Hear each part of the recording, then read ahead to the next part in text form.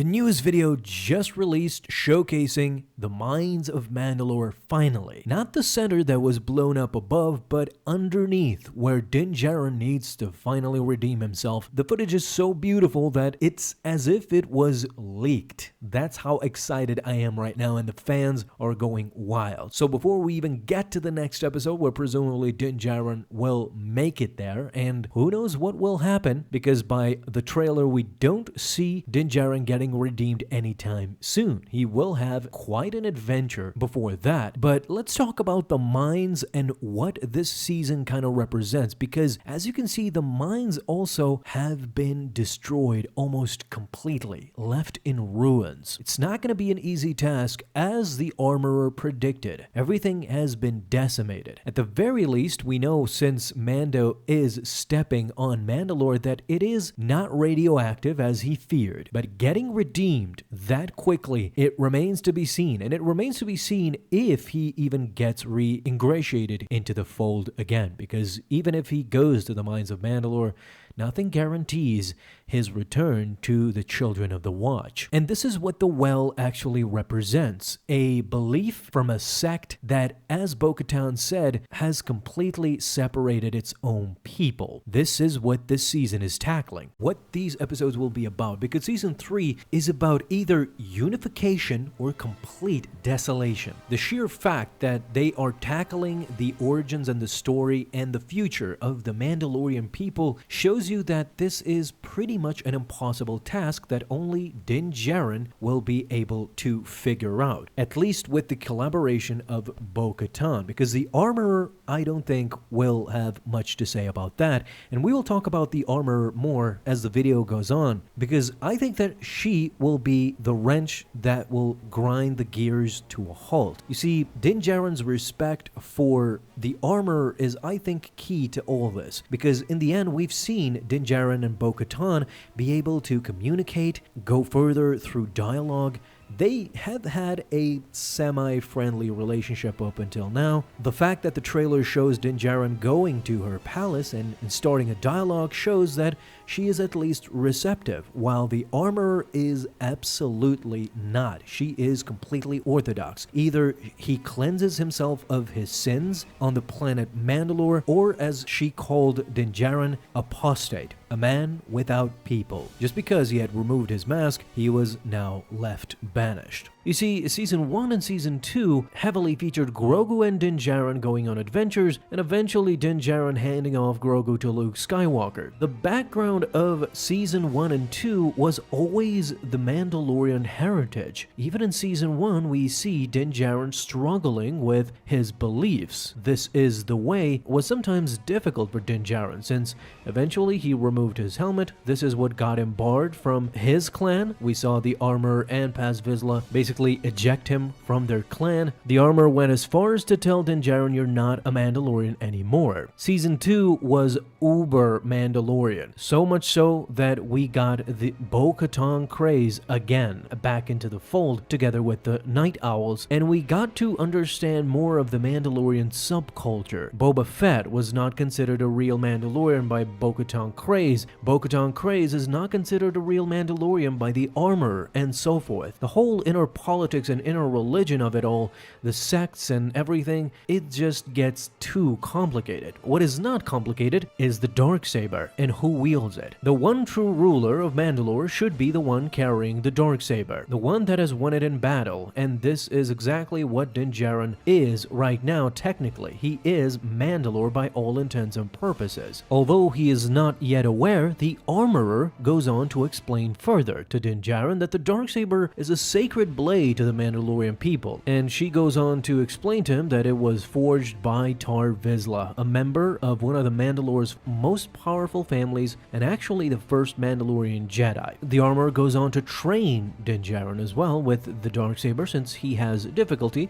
We've talked about those in previous videos, why Din Djarin had trouble and why was the darksaber heavy for him, getting heavier and heavier. What I think went underappreciated and kind of unnoticed was when the armorer was talking about the Night of 1,000 Tears.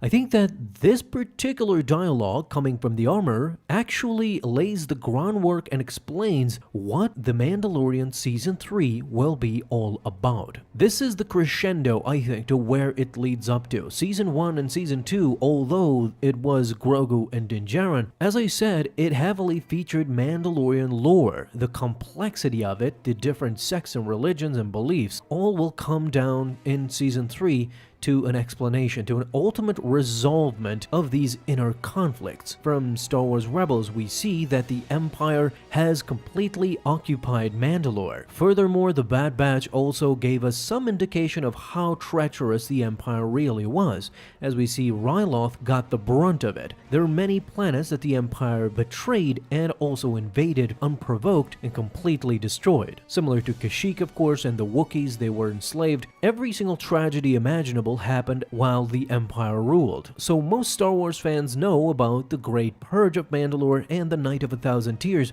but this episode is the first time we actually get to witness the event in person, and boy was it tragic. I think Jon Favreau intentionally went out of his way together with Bryce Dallas Howard to show the cruelty of the Empire. Not only did they basically nuke the planet, they also combed the entire terrain with K2 droids and probe droids in order to make sure that no survivors are left behind. This is evil to a new level. The interesting aspect to all of this, and why I say that this particular scene with the armor kind of changed Season 3 in my eyes. We all thought that it's going to be, oh, Grogu is back and Din Djarin, and they're going to have a great time.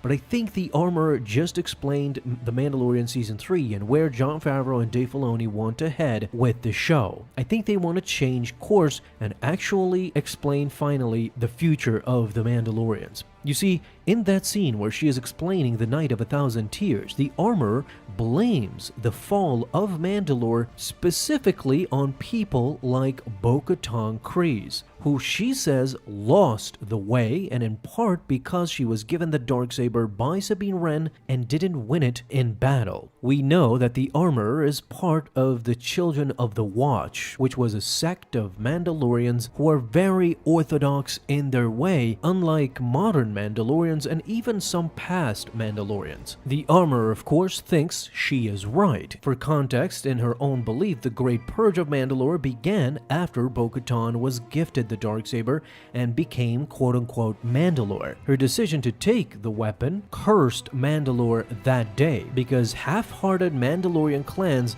joined up in resistance against the Empire to end the military occupation of Mandalore, but instead this action led to the destruction of Mandalore because the Empire responded by completely wiping out the Mandalorian people and nuking their planet. This campaign came to be known as the Great Purge, and it culminated in the Night of 1,000 Tears. To make matters worse, Bo-Katan did not die in the Great Purge. Instead, she escaped, which in the mind of the armorer, not only did she bring hellfire upon their planet, but she also escaped like a coward and did not die in battle. For me, this is a key moment for The Mandalorian Season 3 because the armor also mentions that they are gathering their forces and starting to build their organization. This is what she says to Din Djarin. So while Bo-Katan is trying to figure everything out, the armor is also gaining traction, regaining their strength. In the middle of Bo-Katan and the armor is of course Din Djarin with his darksaber. So this is why I think Season 3 will culminate into a Mandalorian civil war basically, or at the very least a Mandalorian unification. Everybody will come together and form a new Mandalore. They don't have a clear enemy as of yet because there is no more Empire to go up against. But who knows, the New Republic or the First Order might start coming into play in Season 3 of The Mandalorian, so you never really know the whole picture, but we can nitpick some of the bits and pieces and kind of see the puzzle from afar. What do you guys think though? Do you think that Season 3 will heavily focus on the Mandalorian legacy and the Mandalorian future? What's Din Djarin's role in all of this? Thank you guys so much for watching this video, and if you enjoyed, leave a thumbs up down below, subscribe for dailies. Now you have an awesome day, Star Wars fans. I'll see you in the next video, and may the Force be with you. Until then.